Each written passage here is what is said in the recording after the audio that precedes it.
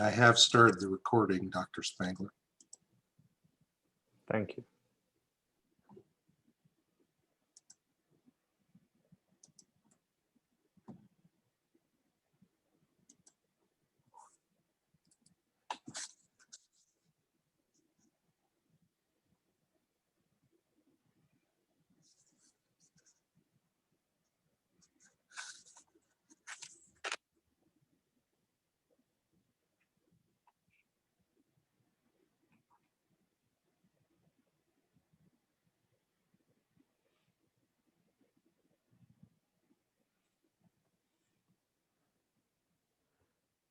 Well, everyone, hello this evening. We are still admitting people to the event as they slowly get logged on. And this is our fourth session of the Better with Beef Happy Hour.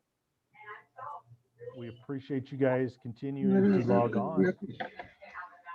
I was trying to see if these. No. Hey, I'm going to mute that one. You know, you very seldom get to mute your own mother. So that always makes it funny when you hear your mother's voice and you know who it is.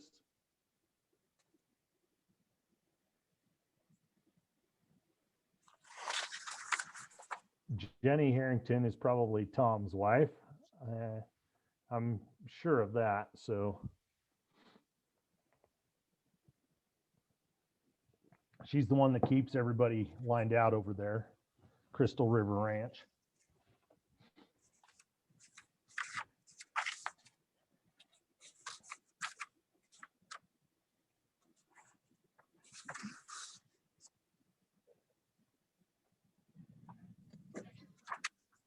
Hey, Travis. Hey, is that you, Tom? Yeah, me and Jenny both. Okay.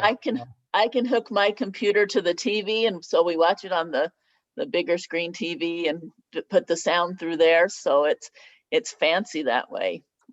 Well, thank you guys. We just appreciate you joining. And did you guys get any snow? Oh, we got about 4 inches, but we're praying for more this weekend. They're calling for a good chance on Saturday.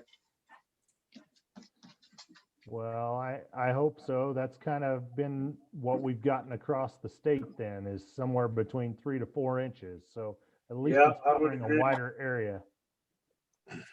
Yeah, they're down south. They got a lot more, like in the San Juans and stuff, and Wolf Creek and things. But we've kind of held steady at that. Just not. It's funny that it kind of reversed, and they got more down there than up north. So. Travis, you are at 5:30. Well, thank you. So as a few of these people start to linger in here and get started, we're going to go through some of my basic overviews of things. So I just want to welcome everyone to our Better with Beef Happy Hour series. And as you know by now, I'm Travis Taylor, the Colorado State Golden Plains Area Livestock Extension Agent. And we here at Colorado State University Extension are happy that you're joining us here on Thursdays at 5:30. Also, by now, you know that my cohort in crime is MJ Fisher, who is the Central Regional Director in CSU's Extension Network, and his office is located in Pueblo. And I really appreciate him and his tech, Christine Poletich, down there in Pueblo County, for helping with the technical part of this, from Zoom meetings to registrations for the series. And a special thanks to Lacey Taylor, who just happens to be my wife, the extension agent in the Southeast area, for helping me deliver and develop some of this advertising for this event. Most important, we want to thank Western Sare, our sponsor for this event. And I also want to give a big shout out to the Colorado Livestock Association, the Colorado Cattlemen's, and Libby Bigler and the Colorado Beef Quality Assurance Group for helping advertise and promote this event for us across the state of Colorado. Finally, I hope you guys were able to log in and take a look at the recipe for this evening, courtesy of the Colorado Beef Council. and hopefully that you have paired that with your favorite beverage to enjoy tonight's happy hour event. A few other things I just want you to keep in mind that we will have a 40 to 45-minute presentation here in a minute, followed by questions. And we would ask that you would fire your questions into the chat feature on Zoom. So you have a question, type it in, and MJ and I will share those with Dr. Spangler at the end of this. That keeps us a little more on track as we go through. So tonight, as we get into this, I'm going to now introduce our speaker this evening, and that is Dr. Matt Spangler from the University of Nebraska at Lincoln. He's a professor there and is the Extension Beef Geneticist Specialist for Nebraska. He currently serves as the coordinator for the UNL teaching herd. In 2011, Dr. Spangler was named by Cattlemen's Business Weekly as one of the top 10 beef industry leaders under 40, and he's extensively involved with the Beef Improvement Federation, being on their board of directors, and he chairs their selection decision committee for BIF. So at this time, Dr. Spangler, I'm going to turn this over to you and let you get started with your presentation. Okay, well, thank you very much for that kind introduction. I was thinking back about that recognition you mentioned from 2011, and recognitions aside, it wouldn't be bad just to be under 40 again. But I suppose it is what it is. So what I'm going to visit with the group a little bit about tonight is really thinking about breeding systems and selection decisions. We certainly are in bull sale season for the majority of the country. And so it's something that likely is on a lot of people's minds. It really all starts with having a breeding objective. And in academia, oftentimes we're tasked with writing vision statements and goals and things of that nature. And I generally push back on such things. But I would say for a business enterprise, whether you're seed stock or commercial cow-calf, whatever, actually putting pen to paper and putting together breeding objectives would be a wise use of time, because this helps identify what traits are economically relevant, the things that are really profit drivers to your operation, and should include a detailed description of how replacements are going to be procured. Are they going to be purchased off ranch, or are they going to be raised? How and when animals will be sold. Are they sold at weaning? Is there an extended backgrounding period, or are you retaining ownership all the way through the feed yard? And then clearly identifying what management environmental constraints exist. Are you at really high altitude? Are you in extremely low rainfall environment? Do you have restrictions with labor? Is labor availability a concern? And most people are going to say yes to that. So this is what a breeding objective really outlines. So this is just really a crude example here, where it states a breeding objective, and the goal of this particular enterprise is to produce cattle that conceive as yearlings. They're able to calve unassisted and produce marketable wean calves. And they want low input replacements that have an average age of culling of 9 years. So cows stick around for a little while, and their calves are in demand by backgrounders and fed cattle owners. So from this alone, we know that they're going to produce replacements on ranch. So things like heifer pregnancy, stayability, because they want females to stick around and be productive for a long time, those things matter. They sell calves at weaning, so weaning weight's going to matter. They need them to calve unassisted, so calving ease is important. We can begin to identify the traits that are really profit drivers for them. So how do you get there? Well, you've got to choose a breeding system, something that begins to help us put the pieces of the puzzle together. And so that could be a crossbreeding system. And if it's a crossbreeding system, the question is, what does it look like? what breed or breeds are included in such a system. And after those things are decided, then it's time to actually choose what individuals, so what actual bulls are going to be used.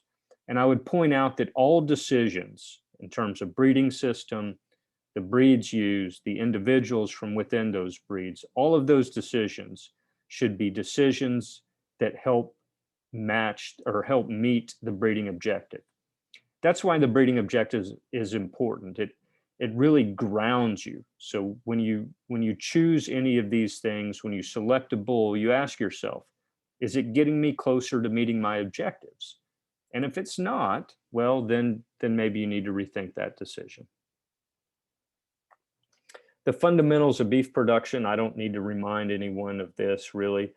It's about profit, you would hope, and that's revenue minus costs. The reality is revenue's relatively easy to measure. You sell cattle, and so you get a check back. You kind of get that, and you can get a average price per head or per pound, whatever it is. Costs are a little bit harder to measure, and really having detailed unit cost of production is even more challenging. But I would submit to you that it's really hard to know what actual profit from the cattle enterprise is without having some detailed level of cost and knowing as a consequence what traits that you might need to improve as you go through time. So I mentioned economically relevant traits earlier. And as I think I mentioned, it's a trait that is directly tied to a cost of production or directly related to a source of revenue. That is an economically relevant trait. Traits that are not directly associated with a cost or a source of revenue are what we call indicator traits. They may be genetically correlated to an ERT, but they themselves are not economically relevant. Classic example is birth weight versus calving ease. Birth weight, without question, the primary or the one of the top ranked selection criterion amongst potential bull buyers. But the reality is birth weight's not economically relevant. The only reason we care about it is because it's an indicator of potential calving problems. I don't particularly care how big a calf is as long as it comes out healthy. And that's why calving ease is the economically relevant trait. What about weaning weight or yearling weight? Well, it depends. It depends on what your point of sale is. If you sell calves at weaning, then there's no question that weaning weight is economically relevant to you. But if you have a stocker operation and you run yearling cattle, then yearling weight is what's economically relevant to you. And weaning weight, certainly heavy weaning weights actually may be a disadvantage. So in many cases, the definition or the identification of an economically relevant trait is really conditioned on what your objectives are. So at a high level, we can think about systems like this. Are you seed stock? And if the answer is yes, then you could either be purebred or composite. If you're a commercial producer, I have a hard time rationalizing why you would decide not to utilize a structured crossbreeding system. And I'm not going to go into detail about the advantages of heterosis, but they're immense, particularly maternal heterosis. If you're commercial, there's largely 2 to 3 points of sale, weaning, some kind of more extended backgrounding period, or fed cattle. And of course, the fed cattle could be sold live or on the grid. And then you either keep replacement females or you purchase them off ranch. So these are high-level decision points that help you decide what kind of breeding system that you wish to implement. Let's talk a little bit more about raising replacement females, particularly for small herds. And of course, I say small, and people ask, well, what's your definition of small? I don't know. National cow herd average, probably in the ballpark of 30 to 40. Somebody on here knows better than I do, but that's pretty fair ballpark. And the reality is smaller herds produce a very large fraction of all feeder calves in the US. And it would seem reasonable to me that those herds could increase profit and probably enjoy the cattle enterprise more if they actually didn't raise their own replacements and instead purchased them, and ideally purchased females that were bred for their second or later calf. And ideally, to take advantage of maternal heterosis, those would be composite or first generation cross females. The reason I say you'd buy them coming with their second or later calf is because then you don't have to worry about calving out heifers. And the other reason is somebody's already gone through the hard challenge of getting that female bred back. So you're really buying something from those perspectives that is lower risk. They're also coming to you at a more productive point in their life. You could then select bulls based for terminal traits, so post-weaning growth, carcass merit, and hopefully pair those bulls with females that were selected for maternal traits. So maybe more conservative and mature size. Of course, they need to be regionally adapted. They should be selected for fertility, longevity, etc. And that is true complementarity. So I know this kind of system is not widely utilized, but I see a lot of logic in it. And it could look something like this, at what we'd call a 3-breed terminal system, where you have these, in my example, these A-B cross females. Those would be F1 cross females. Those could be purchased from off ranch, or if the ranch is large enough, a separate unit could be dedicated to creating them. They are bred for maternal characteristics, the things I mentioned before, and they're bred to a different breed of bull that's terminal in nature, high growth, carcass merit, etc. And you produce these 3-way cross offspring. They're half breed C, a quarter of both breed A and B, and all of those offspring then go to market. So I think there's some simplicity in this kind of breeding system. It reduces the number of enterprises a cow-calf producer has to manage. The challenge is finding the replacement females, and it's a bit of a chicken or egg. But I also think for larger ranches, there's the opportunity to create a business that is really supplying those kind of replacement females to other commercial cow-calf operations. The advantages: heavier calves and more product from smaller cows. And so that's a benefit to those people that decide to be a terminal only producer. Industry-wide, it should reduce feed intake required by the cow herd, less calving difficulty because the people making the replacement females are the only ones that would have to calve out heifers. And because there's some commonality then in breeding objectives, it could increase uniformity industry-wide. That's the other advantage, is if I'm buying a bull to produce terminal offspring and replacement heifers, he's got to check a lot of boxes. But if I'm just buying a bull that has to excel in terminal traits, I think it's a little bit easier to find something that does that. And I mentioned focusing objectives, only trying to do one thing and doing it very, very well. That's just one example of a breeding system, and I just highlight that one because I think it has a lot of advantages and something for people to consider. After a breeding system is chosen, then it's time to really choose what breeds go in it. And again, revert back to the breeding objective, which breeds help you get there. And if you're a commercial producer, you need to contemplate more than one breed to take advantage of heterosis and breed complementarity. I would say, and I apologize, this slide came through a little bit messy. But as you contemplate what breed to use or breeds, you need to do so based on how they objectively compare today, not the way they compared 2 or 3 decades ago, right? Because breeds change over time. And that's really because of selection. What I have here is a table of what we call breed of sire means from the U.S. Meat Animal Research Center. As part of their germplasm evaluation project, they evaluate breeds for numerous traits. Here I have growth traits and carcass traits.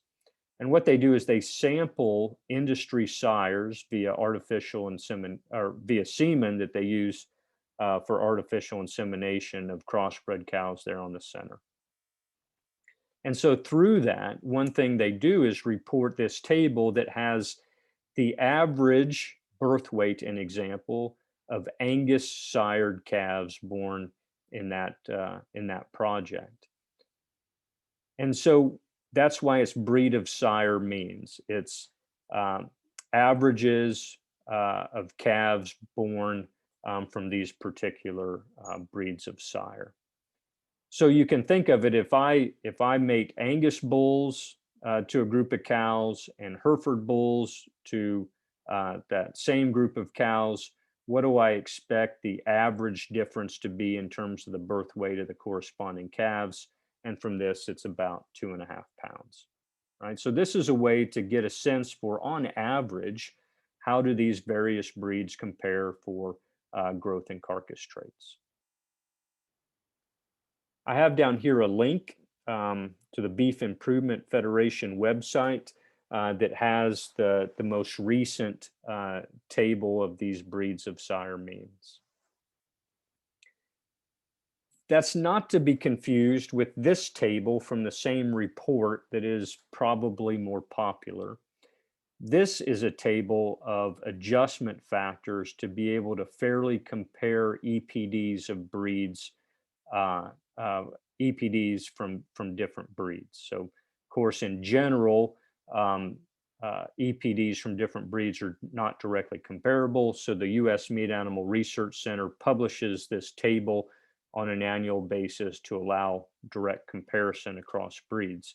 The only reason I showed this was to tell you this is not the table you use to try to compare average differences across breeds, right? They're two different tables. They're related, but they're for two different purposes.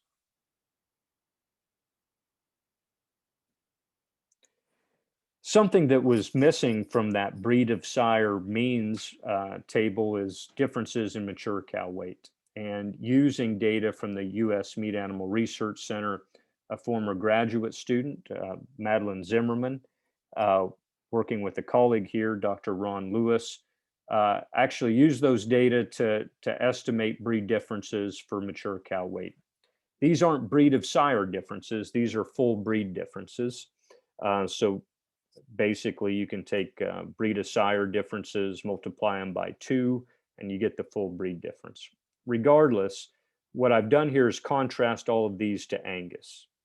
And so from the values, you can see that Angus cows appear to be the heaviest at maturity.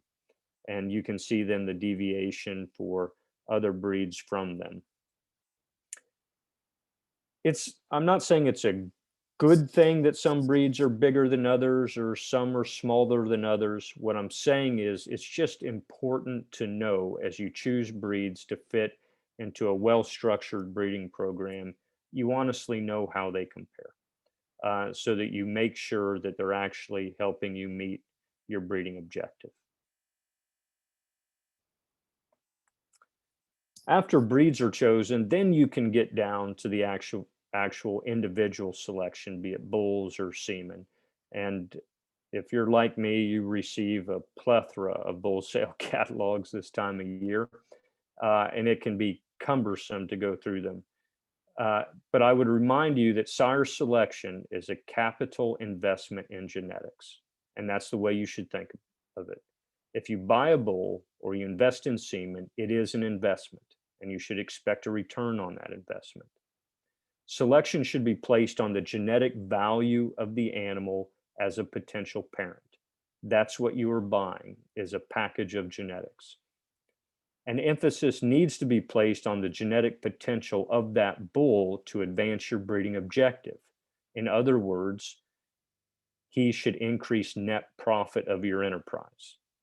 If he doesn't, then I don't care how pretty he looked. right? He wasn't worth it. I wanted to address at least what I think are some common misconceptions about expected progeny differences, or EPDs, or genetic selection in general. One is related to female fertility. Fertility is lowly heritable, right? It's depends on the trait. It could be anywhere between 5 and maybe 15% heritable, right? So lowly heritable, if you think about a growth trait that could be somewhere between 20 and maybe 35% heritable. But you can make genetic progress. So if you select for improved heifer pregnancy or improved stability, you can make progress in that genetically. It just takes longer, right? The other misconception is how to reconcile other information. So I mentioned bull sale catalogs, and I always say they're full of data. Maybe data, you might use a different word there. They're full of stuff. But the reality is some of that is useful information and some of it really isn't. If you think about how much a bull actually weighed at birth or at weaning or at yearling, that weight came about through the confluence of not only genetics, but also environment. So at birth, it could be related to how the cows were fed during gestation, could be related to the age of the cow, if she was crossbred or not, could be related to the winter, the region of the country. We know certainly as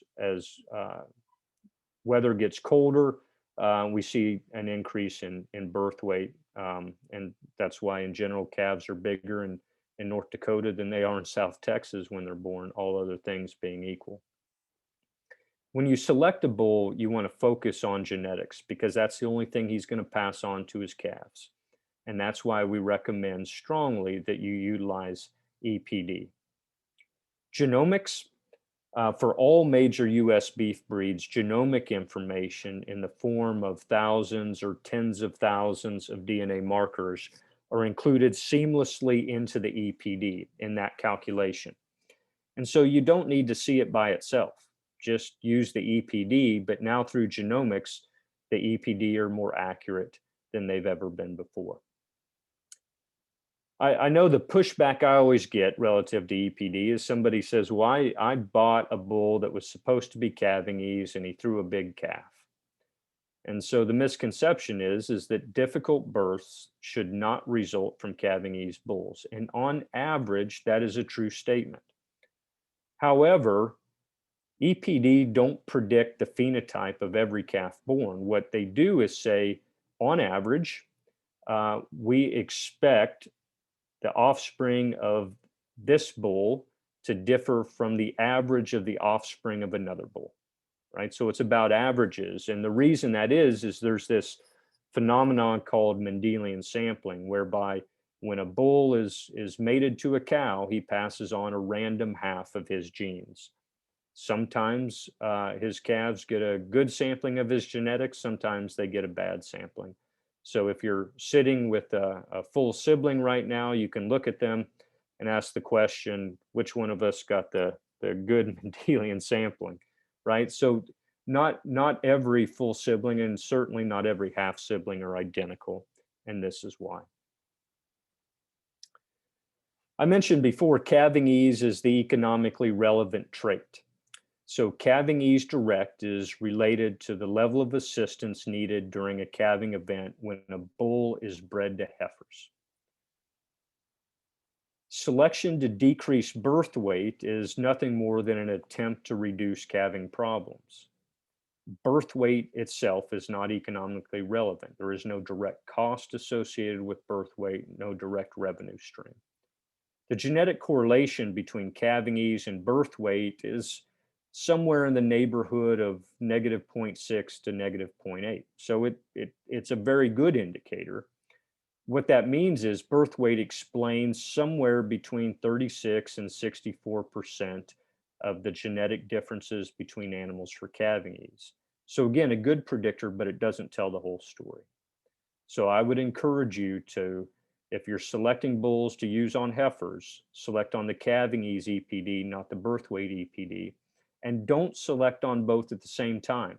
Birth weight is actually used in the calculation of calving ease EPD. So if you try to select on both at the same time, you're really double counting birth weight. Milk, right? So I wish the milk EPD had never been called milk. It's a bit of a misnomer. Milk EPD is actually maternal weaning weight. And there are several traits that have maternal components. Birth weight has a maternal component, calving ease has a maternal component, and we actually publish a calving ease maternal EPD. Milk is actually reported in pounds of weaning weight of calf. And that is attributed to the maternal environment, most probably milk or lactation potential of the dam. Sometimes it's called unexplained growth. That's not true. We can explain it, and we've attributed it to the maternal genetics. So it's the portion of weaning weight variability, really, that we can attribute to a female's maternal genetics. I would say that in lower input feed environments, obviously paying attention to mature cow size is important. I would also make sure that you don't get on the upper bound of milk either, because milk also has a maintenance energy component to it too. Heavier milking cows tend to need more nutrients even when they're dry. So, like most commercial cattle producers, there's more than one trait that impacts profitability, and so you're forced to select for multiple traits at the same time, and there's different ways of doing that. Probably the most popular way, not necessarily the best, but the most popular way is through the use of what we call independent culling levels. An independent culling level, and a lot of you have probably done this, you set thresholds for different traits that a bull has to meet or exceed. And if he misses a threshold, you cross him off your list. Now, sometimes what happens in practice is he misses your threshold, you cross him off the list, then you look at him and say, man, I really like the way he looks. And so you change your threshold until he gets back on your list, right? So you kind of cheat your own thresholds. The problem with an independent culling level is what happens if a bull misses one threshold by a narrow margin but exceeds all others? The other problem is each trait really equally important? In other words, does each trait really have the same impact and profitability? Well, the answer is no. All traits don't impact profitability the same way. And so as a consequence, if a bull were to miss one threshold by a little bit, but excel all other traits, then he might actually be the better genetic package to move you towards increased profitability. So that's a couple of flaws with independent culling levels. The better route to go is to actually use what we call an economic selection index, the dollar values. And there are a lot of them. And this isn't a completely exhaustive list of all the economic index values available in the US, but it catches a lot of them. And I've delineated them here as either being what I call terminal or general purpose. Terminal says, if you use these indexes to select bulls, the assumption is that every calf born, okay, the heifer calves included, are destined for the feed yard. You're keeping back no replacement females.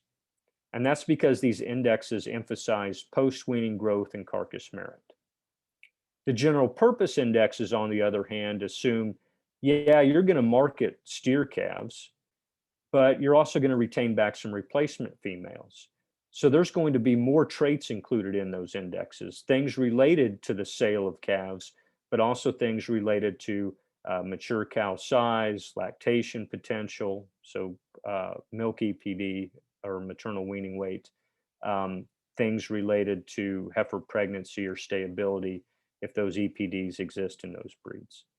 So indexes are very valuable tools, but you got to make sure you choose the one that best fits what you're trying to do.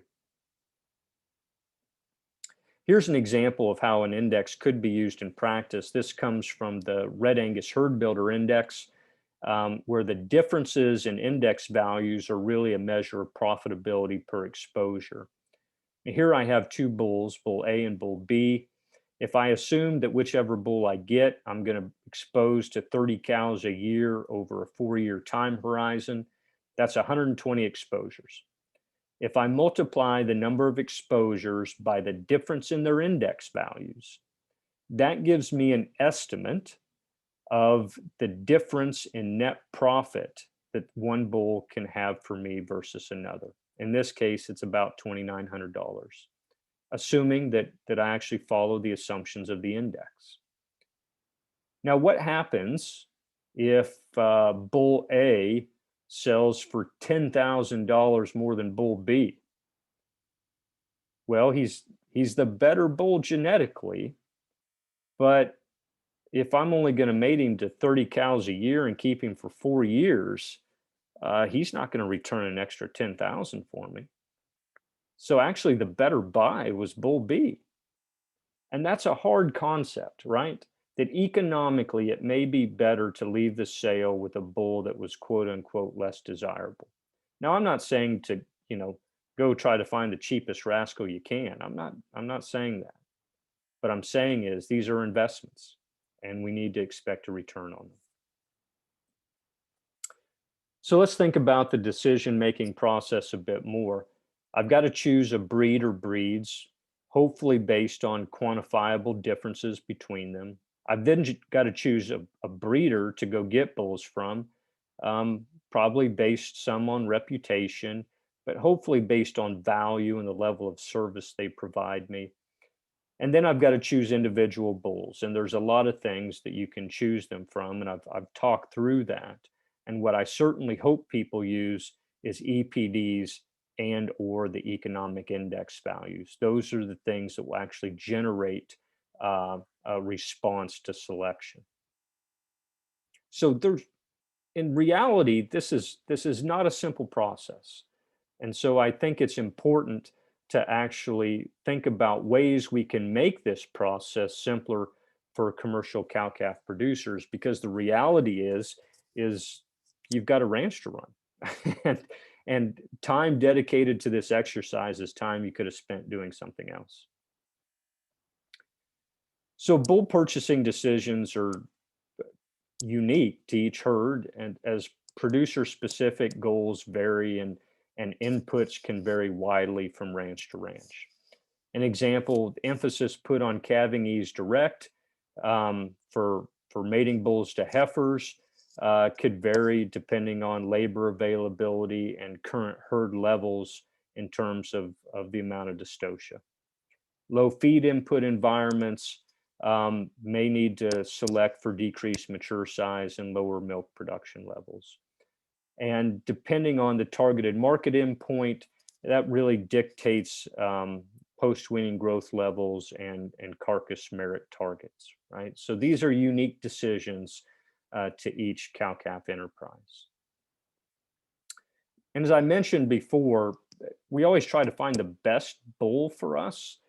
Well, the best bull for me may not be the best bull for you. So best is a relative concept. And as I said before, a less desirable bull may become preferred depending on what is the value to my enterprise between the two bulls, the difference in value, and then also what is the difference in cost. It's those two things together that should help us make a decision. So given that I think all of that is honestly a little bit complex, colleagues from the U.S. Meat Animal Research Center, Kansas State University, Bruce Golden from a company called Theta Solutions, and I received a USDA grant almost 3 years ago now to develop what we call web-based decision support tools. And we're calling that tool iGenDeck, Genetic Decisions. I'm not going to go through this in a lot of detail, but what iGenDeck does is allows the user, so the commercial cattle producer, to actually enter some information about their own herd. So are they a terminal producer who retains ownership through the feed yard and sells on a grid? Or are they selling calves at weaning and retaining replacement heifers? And what's the breed composition of your current cow herd? What are the production levels of your current calf or previous calf crops? What do they weigh at point of sale? What's dystocia percentage? What's the distribution of your cow herd in terms of age? Those kinds of things. And what this does then behind the scenes is calculates the relative economic value of different traits for you. And so that enables the creation of an index, an economic index that's specific to your enterprise and your production goals. And we can then apply that index to a listing of bulls that you may have an interest in purchasing so that you can rank them based on net profit potential differences for your enterprise. There have been attempts at software like this in the past, and where that software always fell apart is it required too much information from the user. It became too cumbersome. And so the way we've structured this is if you have detailed level information, you can enter it. If you don't, we have default values. And so it allows really a tiered system of users. Right now, we're just beginning to beta test this software. This is just a picture of the front page of the interface, but we hope a wide release of this software later this calendar year. So again, the outcome is a listing of candidate sires and associated economic index values that are based on your input. And it takes into account differences in EPD, differences in non-additive genetic effects such as heterosis as well, and allows people to select for net profit. But it requires the user then obviously to be a profit motivated cattle producer.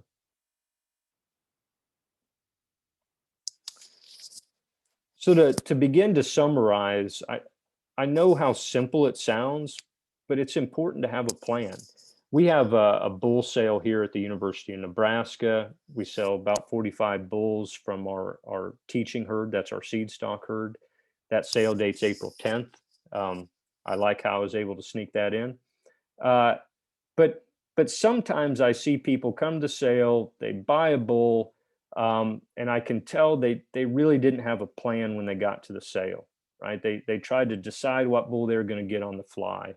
And I often worry that that they're not going to be happy with how that bull performed for them. So it's important to have a plan. These decisions can require lengthy planning horizons. If you retain replacement females, that's a long-term investment in a bull, right? Because he's going to have daughters, and those daughters are going to have daughters. So it's a long-term decision you've made. So it's important to correctly identify the economically relevant traits and keep track of your current production levels so you know where you're at and what you need to improve. As I've mentioned several times, think of bull buying as an investment and expect a return on that investment. Consider the value, what you pay versus what that bull is worth to you. And by all means, when you select bulls, use EPD and economic selection indexes. Don't overthink that. The science works. It's been proven for decades. And do your homework a little bit. Know what breed averages are, or ask the seed stock vendor for them so you know if a bull has an EPD for weaning weight of plus 60, is that good or bad?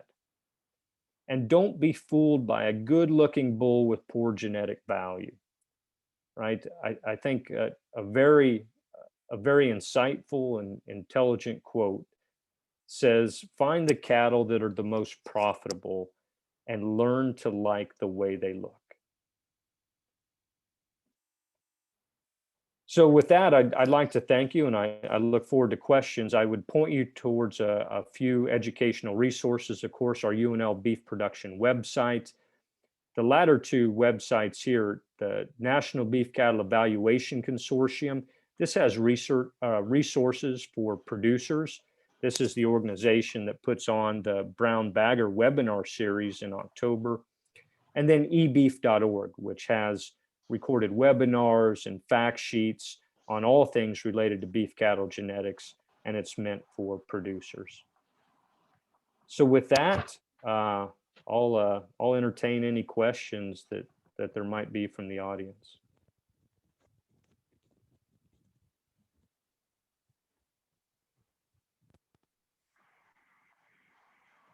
Well, I'm going to come back here and say thank you, Dr. Spangler. I hope you can hear me. If you can, please shake your head, sir. Okay. We have some questions that I think come through the chat. I want to also say that if you look in the chat right now up there, I have a link to a poll for tonight. And those of you that have been with us have been doing those polls, and we really appreciate the feedback that we're getting. So I do also want to put out a shout for the brown bagger. If you guys can get hooked in with that, that provides you a lot of good genetic information in the fall. And it's a great program that I've been hooked into for at least the last 5 years. So that being said, I'm going to start with a couple questions for you tonight while we're waiting on people to get their questions typed in. A lot of times, you know, when you're selecting a bull, I'll go to the sale and I have a list of bulls that have met my criteria based on the data that I have set forth as what I'm looking for. However, I tend to have expensive taste and I don't always have the pocketbook to match. So when you go there, what's your thought on that? If you're there and you're looking through a set of bulls and they do not meet your criteria that you have set forth, is it better to go to the next sale, or do you start looking down the line because you're at the bull sale? Yeah, that's a good question. And so as you suggested, it's always good to have, you know, if I need 3 bulls, I better have more than 3 bulls on my list. So make sure you build a long list. However, if the auction goes on and every bull on your list is out of your price range and you think you have a realistic price range, then it is better to look elsewhere. I hate to see people trapped in the thought, I have to buy a bull today, because one of 2 things happens. Either they dramatically overspend, or they buy a bull that just really doesn't fit what they need. And so, or the worst is they do both. So it's important to stay disciplined and actually make sure you find a bull that matches what you need and falls within your price range. And if that means having to go to another sale, then so be it.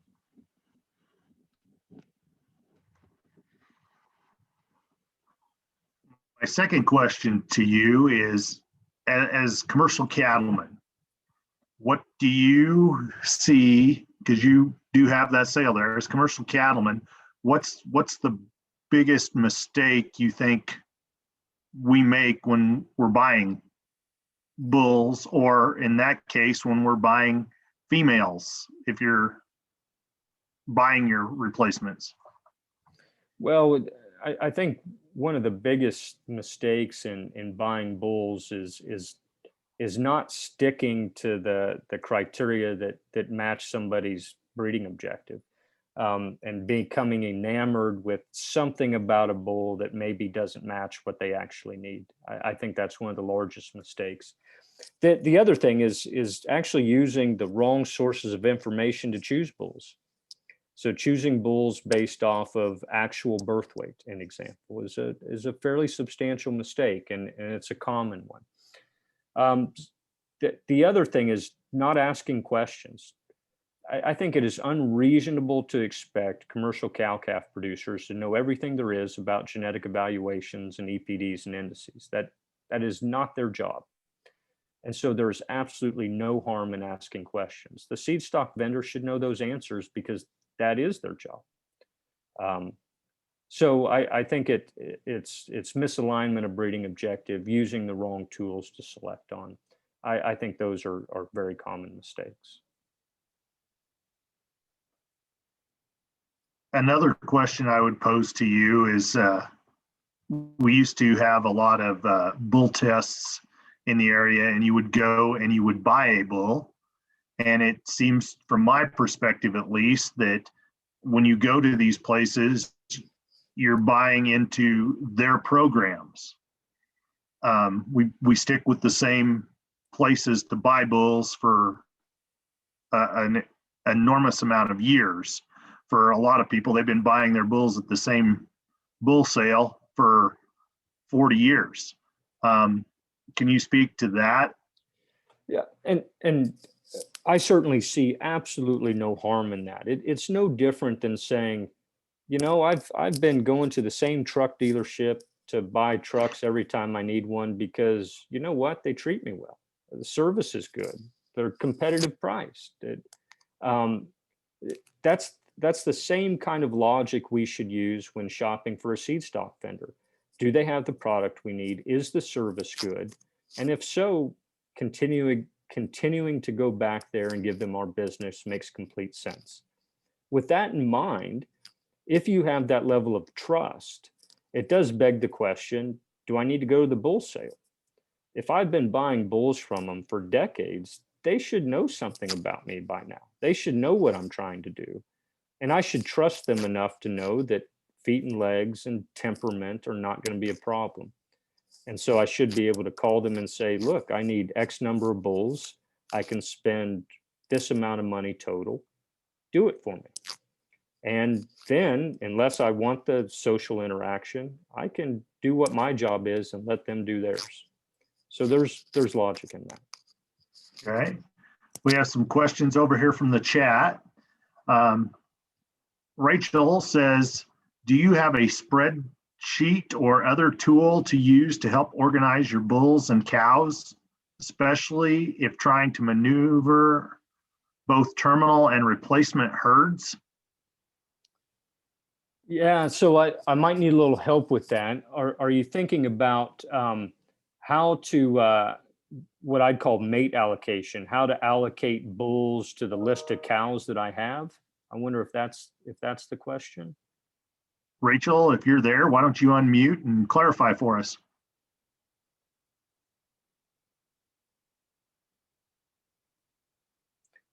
If I'll continue to take a stab. If that was the question. Rachel did say yes in the chat.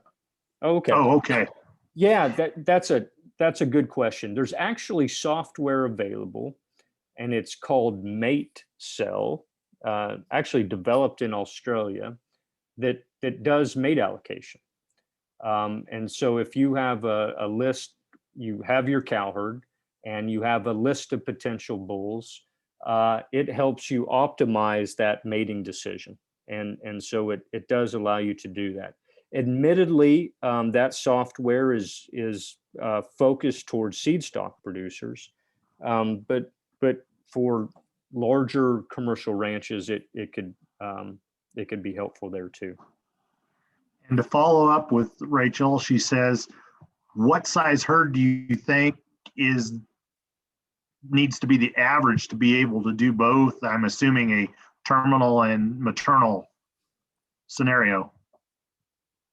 Yeah, that's a good question, and honestly, it would require a little bit of specifics, but we're certainly in the magnitude, I think, of hundreds of cows in each, because the maternal herd has to completely replace not only the maternal herd, but also replace the females in the terminal herd.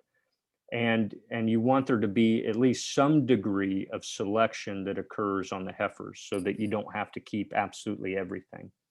And some of that's related to how quickly the cows turn over, how long they stay. Very crude, shot in the dark, hundreds. Jeff asks, do you have thoughts on buying at a production sale versus private treaty? Full disclosure, he sells Angus bulls via private treaty. Yeah. So, well, I see pros and cons both ways. As a seed stock vendor, there's some advantage in private treaty. Sale costs should be lower. You should have an opportunity presumably to visit more one-on-one with potential buyers. The downside for you is auctions take advantage of people's emotion, and they have a tendency to overspend at an auction, right? So you might be losing a little bit of value there. From a commercial producer's perspective, I might like the opportunity to know, here's exactly what this pinnable's cost, and that's it. Versus an auction is all things being above board is really price discovery. So it tells me what things are worth. I don't mean that to be a wishy-washy answer, but the reality is I see pros and cons to both. So, Matt, I've got a follow-up question to Jeff's of my own. You know, being a small purebred producer, producing a small number of bulls, I have a lot of people that will travel hundreds of miles to buy their bulls and bring them from an environment that's not similar to the gentleman 20 miles down the road that's raising bulls in the same environment. Could you speak to that as well? Well, the environmental adaptation piece can't be overlooked, and I think about that most often in three places. One, high altitude. I also think about it in really extensive, the fescue belt. And so it is important, no doubt. I suppose if I had to choose either having bulls be regionally adapted or cows, I'd want the cows to be. There's a lot more of those. But yeah, it's important. There's no doubt about it. Some acclimation period, I think, as you're bringing bulls from vastly different production environments, would be important at a minimum. So this one comes from a very intelligent lady that I do business with. Megan says, is there a correlation with the fail or pass of a breeding soundness exams and the scrotal circumference EPD in Angus? That's a good question. And what's important to realize is that if a bull fails a BSE, well, ideally, if a bull fails a BSE, that scrotal isn't being used. But the reality is there's a lot of reasons a bull can fail a BSE, and I've never seen a relationship one way or the other between pass fail a BSE and scrotal circumference. Paul asks, have you heard of the saying, breed for good mothers and the steers will follow suit? Is there truth to this, or is that just a wives' tale? Well, I've never heard it, but it's catchy, and I hate to disagree, but the way I think about it is that the good mother, and I suppose good is subjective, I would think of something that is relatively low input. Doesn't mean it's extreme, but relatively low input and fertile. The steers, on the other hand, I need them to be fairly fast growers, feed efficient, and have acceptable carcass merit. So I think of good in terms of what makes a good fat steer and what makes a good cow as maybe different characteristics. And so I think back to my 3-breed terminal example there, and what makes the good terminal sire breed is not necessarily the same traits that made the good cows. Okay. And I have a question here. Do you prefer to use a yearling cleanup bull with heifers to limit the risk of injury to the heifer during breeding? I don't know that I would restrict it just to yearling bulls on heifers, but certainly as bulls become older and bigger, you do worry some about breeding injuries. So you do have to be cautious there, but I wouldn't restrict it just to yearling bulls. The other thing I would say is Sometimes there's the temptation to buy a calving ease yearling bull to use on heifers. And then when he does get too big, you move him over to the mature cows. Well, the problem is those mature cows probably don't need a calving ease bull put on them. And so you may have just sacrificed a fair bit of growth by doing that. So I understand economically you may want to use the bull more and do that, but you may be sacrificing growth. To the direct answer to the question, I wouldn't restrict it just to yearling bulls. So again, I have a question here that deals with EPDs. And you mentioned that they've been around for decades, which is absolutely true for most. What kind of value do you place on newer EPDs? Or for example, like the angle and claw EPD in the Angus breed? Yeah, good question. So there are certainly traits, I guess, claw shape, angle. Those are certainly a couple of newer ones. You might also think about PAP EPDs, which are relatively new. The nice thing about EPDs is we quantify our certainty in them with accuracy. And so with that in mind, I treat them as I would any other EPD and see it as no different than maybe buying a bull where the seed stock producer, didn't actually collect records and they didn't genotype. And so even a trait like weaning weight's extremely low accuracy. So it's still having some idea of the accuracy of the EPD. And if it's reasonable, then certainly I trust it. And the EPD, regardless, is better than visual appraisal at trying to determine what the calves are going to turn out like. That said, for some traits like that, there's going to be continued changes as we get more and more data. Bulls are going to move around because the EPDs get more accurate. That's just the nature of it. So then I have a question to you as a geneticist. We always have a bunch of young bulls with lower accuracy, and we have proven bulls with higher accuracy.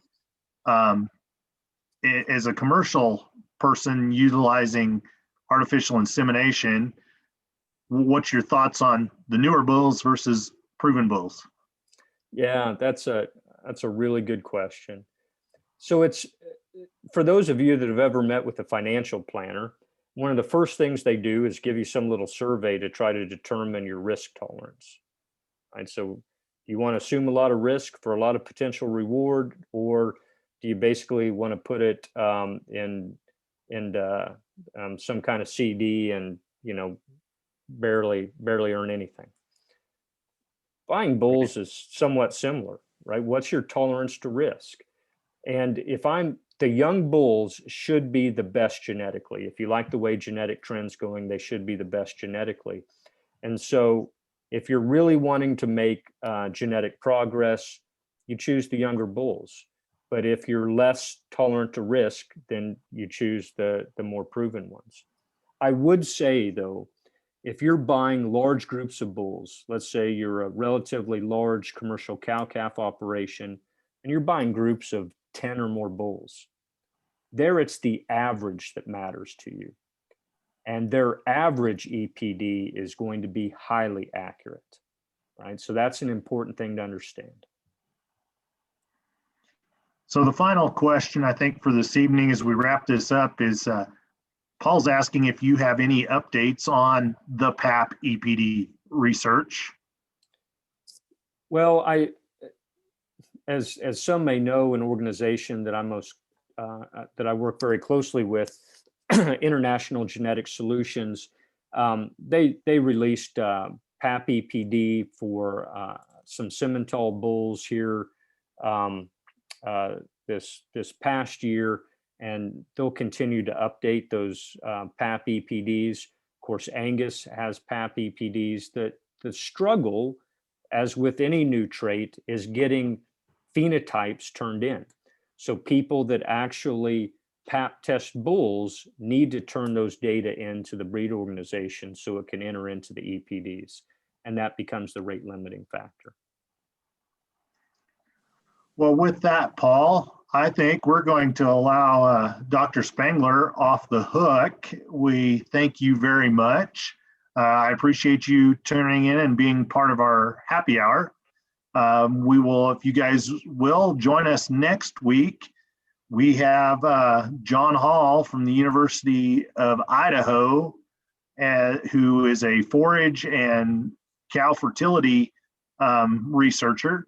We appreciate that. As you can also see, I put the form link again into the chat. So please take your time to fill it out so we have some data and some new topics for you guys as we go forward in the future. So with that, Matt, thank you very much. And we'll be in touch. I'll get you some information back on this.